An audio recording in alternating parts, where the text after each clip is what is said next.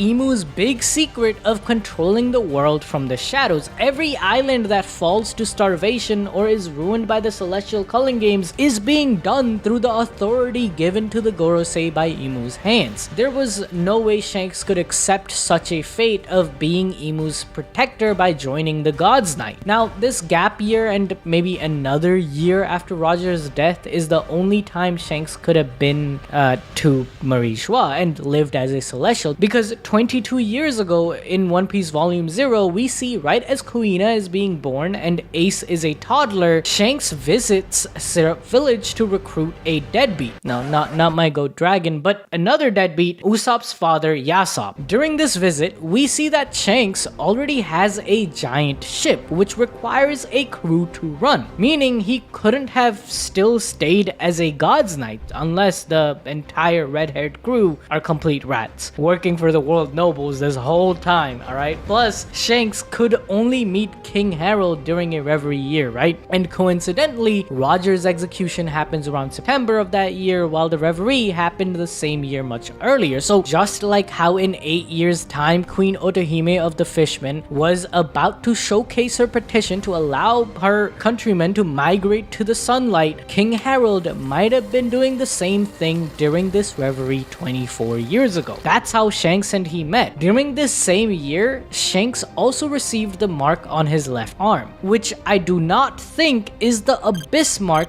given by Imu that grants immortality, okay? Because first of all, why didn't Shanks' arm regen after being eaten by a East Blue sea beast? There is no way that thing had the next level Conqueror's God Haki, right? Plus, if Shanks' mark does showcase his deal with the devil, then why would Imu just let this man run free? He would instantly be one of, if not the strongest God's Knight. Instead, Shanks goes around, steals the Gomu Gomu no Mi, which has eluded Imu for centuries, while also becoming Emperor and Chief of Elbaf, which Imu desires. The most likely answer is that the mark is just a symbol marking him as a celestial of the Figarland family. It gives him a authority. Look at those edges on the mark, alright? If you put all of those edges together, those little flower leaf things, you get a clover. And with Shamrock's name literally referencing that, it could just be the logo of House Figarland, with the circle and the lines showcasing their dominance over the seas of the world as celestials. Now, I have also seen a few theories floating around about the mark resembling the logos we see in Imu's basement on chapter 906, which would also make sense, as if Shanks was being trained by Garling in that year to be a God's Knight, then he would bear the mark symbolizing Imu as well. Maybe bro was training to become a God's Knight for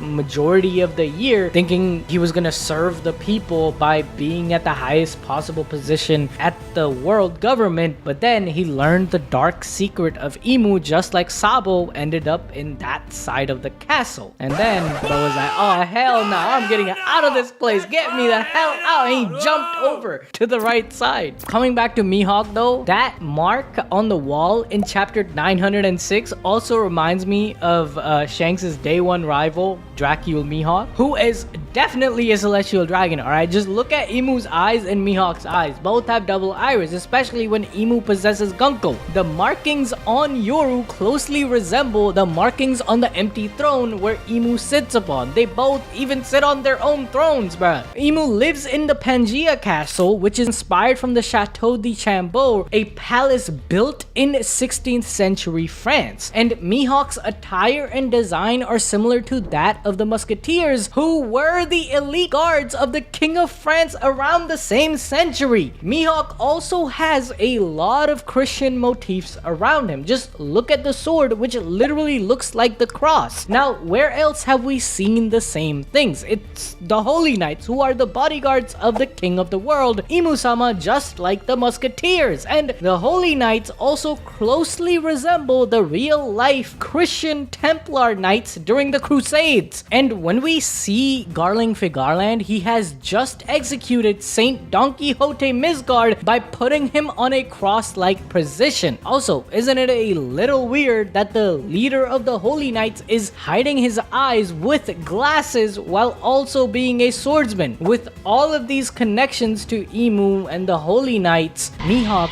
might have been a celestial dragon who was groomed to be part of Emu's elite guard, but even before Roger's execution and Shanks visiting Mary Geoise, he left Emu's clutches. Bro learned of the double iris and how it appears when multiple souls are in one body. He used these teachings to train his haki alongside Yoru, turning the blade black while his eyes yellow, rejecting Emu's hold over him. Learning of the secrets hidden within Mary Geoise and the great betrayal done to him by the government as mentioned by Oda in SBS volume 108, Mihawk left the Holy Land, becoming a terrifying presence on the sea known as Marine Hunter. However, after Roger's execution, he was given a position of Warlord of the Sea, likely due to his celestial blood. With his vendetta against the Marines and the government, Mihawk likely learned about Shanks and how he was a Figarland, currently training under his old master in Mary Geoise. And according to my headcanon, which also came up with Dragon is coming to Elba, which he definitely is, Mihawk showed up with his sword fully hockeyed up with a fresh coat of paint to fight Shanks. This is how their rivalry started. Not only did Mihawk find a strong rival within Shanks that could go head to head against them, but they had similar stories of rejecting their destinies while having the knowledge of the darkness their blood holds.